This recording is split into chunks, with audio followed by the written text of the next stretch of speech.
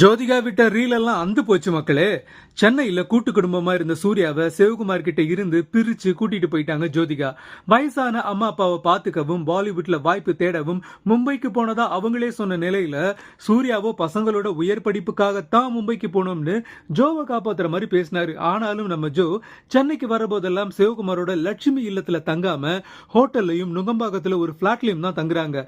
இதை தொடர்ந்து ஜோதிகாவுக்கும் சிவகுமார் குடும்பத்துக்கும் இடையில எந்த சம்பந்தமும் இல்லைன்ற மாதிரி நிலைமை ஆகி போச்சு. மூத்த மகள் தியா பள்ளி படிப்பை முடிச்ச கையோட மேல் படிப்புக்காக இப்ப அமெரிக்காவுக்கு போறாங்க. சோ சென்னைக்கே அகைன் வந்துடலாம்னு சென்னை ஈசிஆர்ல ஒரு பங்களாவை கட்டி முடிச்சிருக்காராம் சூர்யா. ஆக்சுவலி இது குறித்த செய்தி ஆல்ரெடி பரபரப்பா பேசப்பட்ட நிலையில இப்ப வீடு சக்சஸ்ஃபுல்லா கட்டி முடிக்கப்பட்டிருக்கு. அது ஏன் தனியா ஈசிஆர்ல இருக்கணும்? சென்னை டி நகர்ல இருக்கிற லட்சுமி இல்லத்துக்கே போய் மாமனார் மாமியார்னு கூட்டு குடும்பமா வாழலாமேன்னு கேள்வி எழுப்புறாங்க ரசிகர்கள்.